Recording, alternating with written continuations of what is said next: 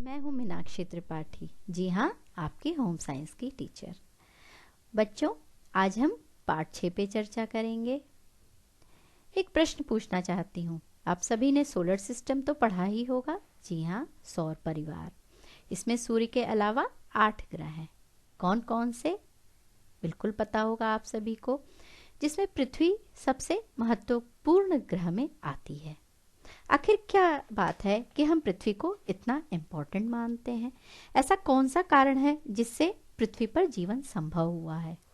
इसमें कई ऐसे कारक हैं जिनके बिना हमारी पृथ्वी पर जीवन संभव ही नहीं होता। सबसे प्रमुख कारक है हवा।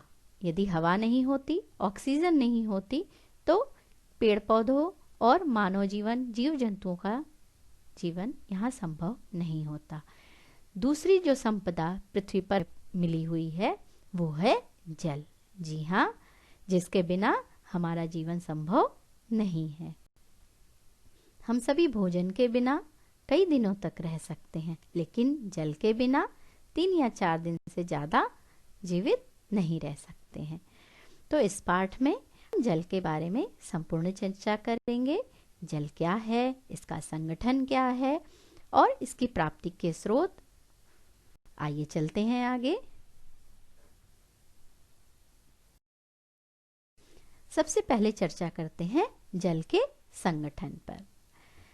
इसे इंग्लैंड के कैवेंडिश नामक रसायन शास्त्री ने बताया था कि जल ऑक्सीजन गैस और हाइड्रोजन गैस का यौगिक है। ये एक कंपाउंड है जिसमें हाइड्रोजन के 2 अंश और ऑक्सीजन का 1 अंश मिलता है। यहाँ नीचे आपको दिख रहा होगा 2H2 + O2 2H2O। तो ये इसका रासायनिक समीकरण है। 2H2 + O2 gives 2H2O। ये इसका संगठन है। जल के स्वरूप पे चर्चा करते हैं। जल 3 रूपों में प्राप्त होता है। पहला है सॉलिड, जिसे हम ठोस कहते हैं। जब भी जल का तापमान 0 डिग्री पर पहुंच जाता है तो जल बर्फ के रूप में परिवर्तित हो जाता है, और जैसे जैसे हम तापमान को बढ़ाते जाते हैं जल द्रव के रूप में परिवर्तित हो जाता है। तो दूसरा रूप हो गया लिक्विड। और तीसरा, जब हम द्रव को 100 डिग्री सेंटीग्रेड से तापक्रम पर ले जाते हैं तो जल वाष्प के रूप में परिवर्तित होता जाता है। इसके लिए इसे 536 कैलोरी ऊष्मा की आवश्यकता होती है। इस स्टीम में इतनी पावर होती है कि रेल का इंजन रेल के कई डब्बों को खींच ले जाता है। आइए चलते हैं आगे। हम देखते हैं कि हमारे मानव शरीर में जल का अंश कितना कितना है। शरीर के विभिन्न अंगों से हम परिचित हैं। इसमें सबसे पहला हिस्सा है रक्त, ब्लड, जो कि हमारे शरीर में चाहे वो भोजन हो या ऑक्सीजन या अन्य तत्वों को शरीर के विभिन्न भागों तक पहुंचाना रक्त का ही कार्य होता है।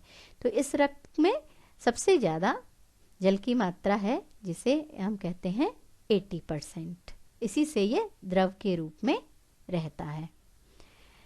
दूसरा ऑर्गन है वृक्क, यानी कि किडनी।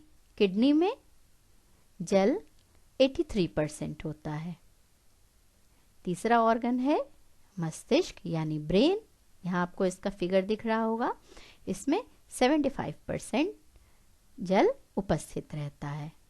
यकृत, यानी कि लिवर में 75% जल उपस्थित रहता है। मांसपेशियों में भी जल 75% उपस्थित रहता है। इसके अलावा अस्थि में 30% जल उपस्थित रहता है।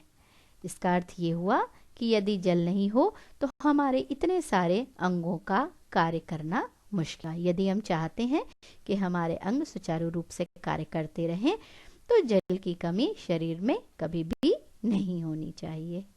चलते हैं आगे हमारे शरीर में जल की उपयोगिता पर।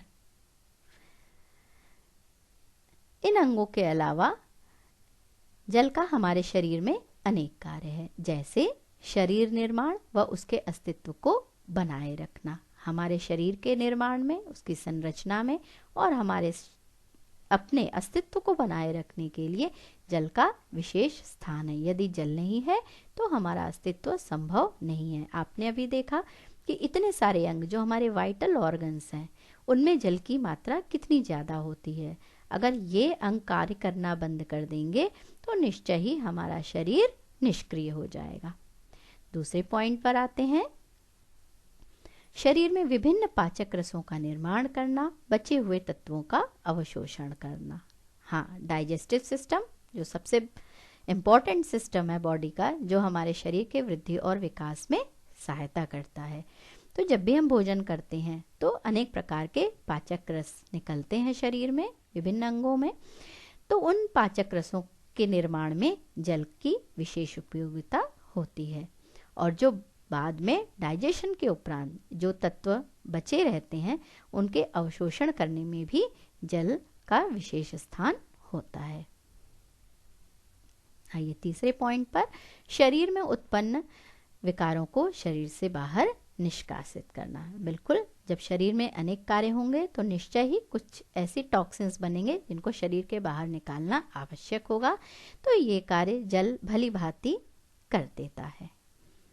नेक्स्ट पॉइंट है शरीर का तापक्रम बनाए रखना। चाहे हम पहाड़ों पर चले जाएं या बहुत गर्म स्थानों पर, हमारे शरीर का तापक्रम यदि समान है तो उसके लिए हमको जल को विशेषतः धन्यवाद देना चाहिए। अगला पॉइंट है रक्त को तरल बनाकर शरीर में परिभ्रमण के योग्य बनाना। जैसा मैंने बताया कि रक्त ही वो ऐसा तत्व है जो हमारे शरीर के हर अंगों तक आसानी से पहुंच जाता है और हर चीज़ों को, चाहे वो हॉर्मोन्स हो, चाहे वो खाने के तत्व हो या ऑक्सीजन, उनको शरीर के हर अंगों तक पहुंचाता है।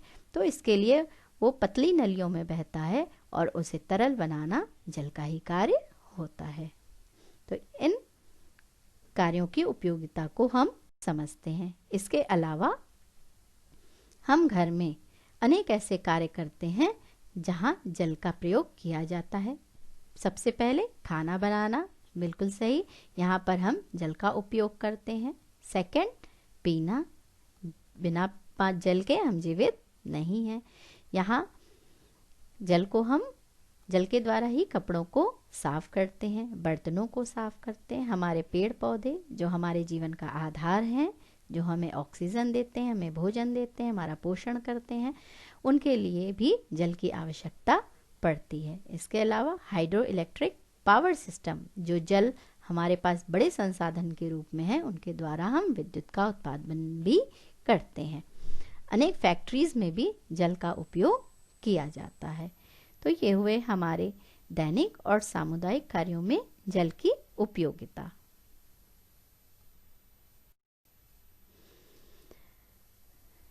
ये बहुत आवश्यक हो जाता है कि जल धरती पर पर्याप्त मात्रा में बना रहे।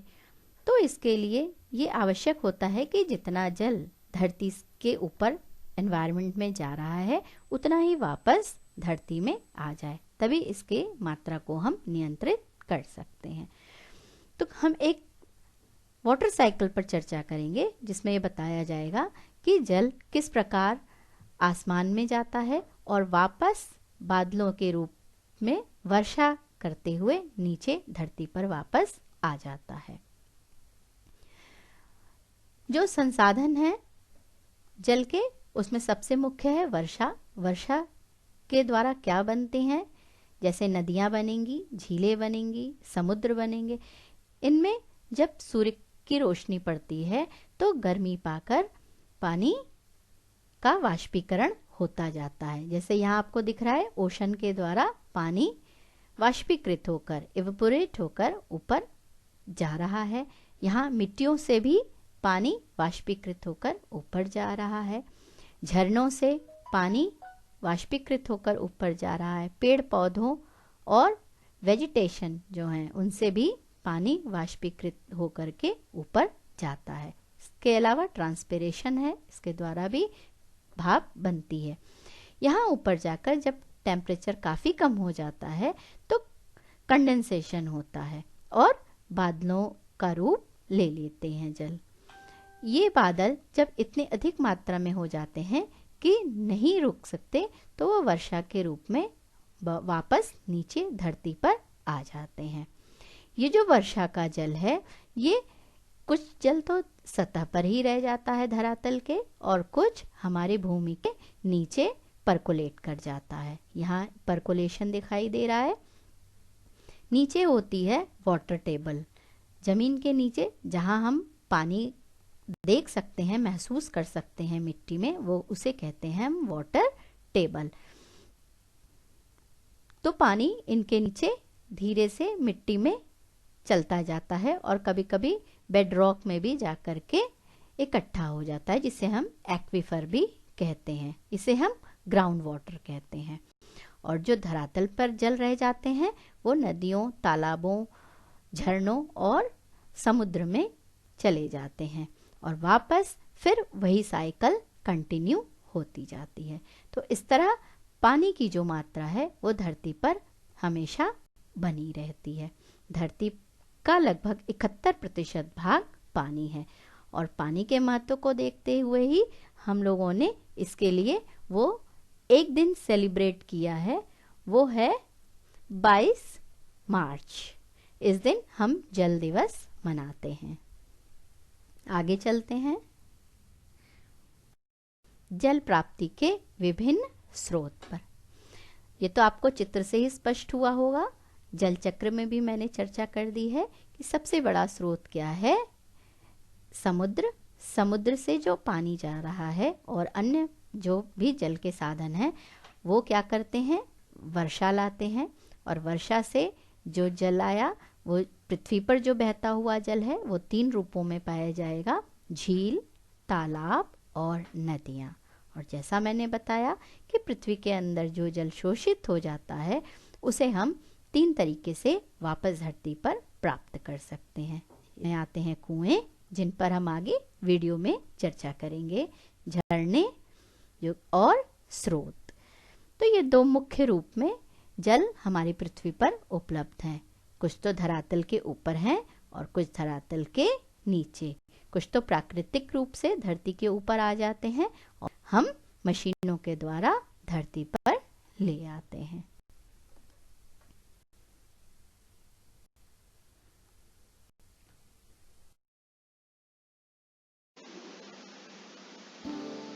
बच्चों, जल के बारे में विस्तृत चर्चा होने के उपरांत आइए ले चलते हैं आपको विभिन्न जल संसाधनों की दुनिया में, जो कि पृथ्वी पर 3 रूपों में उपस्थित है। ठोस, बिल्कुल सही, जो पहाड़ों पर बर्फ के रूप में जमी होती है। जैसे जैसे सूर्य की किरणें इन पर पड़ती जाती हैं, वैसे वैसे ही ये बर्फ पिघलती जाती है और धीरे धीरे अपने स्थान से नीचे की ओर बढ़ती जाती है। बढ़ते क्रम में ये अपने रूप को बदलती है और ठोस से द्रव के रूप में परिवर्तित होना शुरू कर देती है। जैसे जैसे ये मैदानी भागों में आती है, ये पूर्ण रूप से द्रव के रूप में उपस्थित हो जाती है। मैदानी भाग, जहाँ पर इनका बहाव सबसे अच्छा और पाठ सबसे ज़्यादा होता है। ये नदियाँ हमारी पृथ्वी पर जल का विशाल भंडार है। इनके बिना हमारे मानव अस्तित्व और पृथ्वी पर रहने वाले किसी भी प्राणी का अस्तित्व संभव नहीं है। हमारी नदी का जल ज़्यादा शुद्ध होता है ग्राउंड वाटर से। क्यों? क्योंकि इसमें मिनरल और लवण नहीं मिल पाते हैं और सूर्य की अल्ट्रावायलेट किरणों के द्वारा ये शुद्ध भी होती जाती हैं। पर हम मानव ने नदी का दुरुपयोग करना छोड़ा नहीं है। हम जितनी भी गंदगियाँ होती हैं, चाहे वो घर की या औद्योगिक कारखानों की या पशुओं की या खेतों की, उसे हम नदी में प्रवाहित करते जाते हैं। ये बिल्कुल भी उचित नहीं है। जब नदी हमारे जीवन के लिए इतना संघर्ष करते हुए ऊपर से नीचे आती है, तो हमें उनके अस्तित्व को हमेशा बनाए रखना चाहिए, उनकी पूजा करनी चाहिए और ये ईश्वर से मनाना चाहिए कि वो धरती पर हमेशा ऐसे ही हमें अपना आशीर्वाद देती रहें। नदी के बाद आते हैं वाटरफॉल्स पे। वाटरफॉल्स या झरने। झरने पृथ्वी पर कभी कभी जमीन की निचली सतह से बाहर की ओर निकल आते हैं। इन झरनों को हम धरातल स्रोत कहते हैं, पर ये बरसात होने के बाद धीरे धीरे सूखते चले जाते हैं। यदि हम पहाड़ी स्थानों को देखें तो कभी कभी ये झरने बहुत अधिक ऊंचाइयों से नीचे की ओर गिरते हुए आते हैं। इन झरनों का जल प्रायः शीतल और स्वादिष्ट होता है और वहां पर रहने वाले लोगों के लिए ये अत्यंत ही रमणीक स्थान भी होता है और उनके लिए जीवन का महत्वपूर्ण साधन भी होता है। यहाँ पर बहुत ऊंचाई से गिरता हुआ झरना आपको आनंद दे ही रहा होगा। इनमें अनेक प्रकार के लवण मिले होते हैं जो हमारे शरीर की विभिन्न बीमारियों जैसे पेट और त्वचा के रोगों को दूर करने में सहायक होते हैं। हम कई बार घूमने के लिए भी विभिन्न प्रकार के झरनों को देखने के लिए जाते हैं। अगर हम पंचमढ़ी में जाएं, जो कि मध्य प्रदेश में स्थित है, तो वहां पर हम अनेक प्रकार के झरनों का जैसे विक्टोरिया फॉल्स को देखकर आनंदित हो सकते हैं। इसी प्रकार राजगीर में भी एक अन्य झरना है जो कि गर्म पानी को देता है। इसे हम उष्ण स्रोत भी कहते हैं। बॉम्बे में भी एक वजेश्वरी उष्ण स्रोत है। यहाँ आपको चित्र में दिखाई दे रहा होगा कि लोग गर्म पानी का आनंद लेते जा रहे हैं। ये झरने जब पहाड़ी क्षेत्रों से निकलते हैं तो इतनी सुंदरता लिए होते हैं कि बरबस ही हमारा ध्यान आकर्षित करते हुए चले आते हैं। ये है सहस्त्रधारा देहरादून का वाटरफॉल। सभी को बहुत ही ज्यादा आकर्षित करता है। हम सभी गर्मी की छुट्टियों में वहां जाना सुनिश्चित करते हैं। आइए तीसरे संसाधन की ओर, जिसे हम कहते हैं झील। झील किस प्रकार बनती है? ये वर्षा के पानी द्वारा जो एकत्रित पानी होता है उसी के द्वारा झील बनती है। ये चारों ओर पहाड़ों से घिरा स्थान होता है और नीचे की ओर जमीन होती है जहाँ पर वर्षा का जल इकट्ठा होता हुआ रह जाता है। ये पृथ्वी के सौंदर्य को और अधिक बढ़ाता रहता है। इसके बाद आती हैं कृत्रिम झीलें। इन्हें भी हम बांधों के द्वारा या अन्य संसाधनों के द्वारा पृथ्वी पर स्वयं बनाते हैं, जहाँ पर कि हम वर्षा के जल को एकत्रित करते हैं। इसका मुख्य उद्देश्य होता है या तो इन पानी को हम सिंचाई के कार्य में ले आते हैं या इनसे विद्युत उत्पादन का कार्य किया जाता है।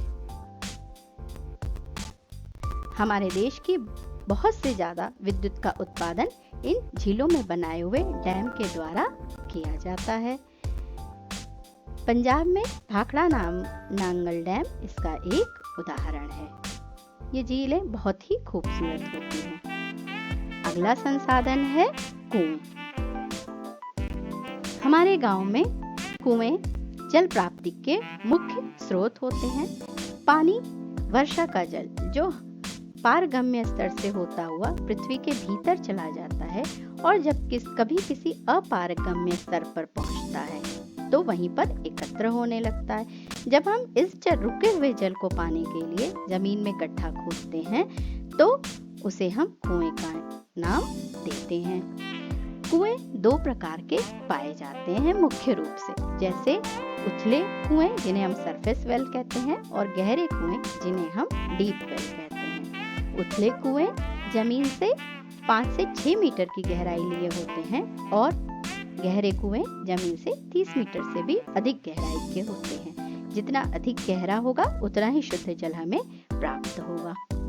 कोशिश करनी चाहिए हमारा कुआं आदर्श कुआं हो, जो ऊपर से ढका हुआ हो, भूमि की सतह से लगभग 1 मीटर ऊंचा हो और कुएं की दीवार पक्की होनी चाहिए। कुएं के आसपास कोई भी गंदगी नहीं होनी चाहिए। एक अन्य प्रकार का कुआं है आर्टिजन, जो कि फ्रांस में बहुत उपयोग में लाया जाता था। इसमें भी खुदाई करने पर फव्वारे के रूप में जल निकलता जाता है। यहाँ आपको चित्र में दिख रहा होगा, जैसे ही हम यहाँ निचले स्तर तक पानी खुदाई करते हैं, फव्वारे के रूप में जल बाहर की ओर निकल आता है। इन कुओं को हम आर्टिजियन वेल कहते हैं। ये सभी हमारी पृथ्वी पर जल के प्रमुख संसाधन माने जाते हैं। इस प्रकार अनेक अन्य संसाधन हैं, जैसे कि हैंडपंप। इन्हें भी हम आर्टिजियन कुएं की भांति ही खुदाई करके जमीन के अंदर से बाहर निकालते हैं, लेकिन इनकी खुदाई के लिए जो छिद्र किया जाता है वो आर्टिजियन कुएं के अपेक्षा काफी छोटा किया जाता है। पानी को हैंडल या बिजली की मोटर के द्वारा ऊपर निकाला जाता है। ये पानी भी पीने के लिए बहुत अधिक शुद्ध होता है और अधिकतर घरों में और गांव में भी लगभग हर घर में इनका प्रयोग किया जाने लगा। पृथ्वी पर जल की उपलब्धता और जल के असीमित योगदान को देखते हुए यह स्पष्ट हो जाता है और सुनिश्चित भी हो जाता है कि हमें जल का संचय करना और उसका सदुपयोग करना कितना आवश्यक है। जल का जितना ज़्यादा हम संचय करेंगे और जितना ज़्यादा सदुपयोग करेंगे, उतना ही जल हमारे लिए वरदान साबित होता जाएगा।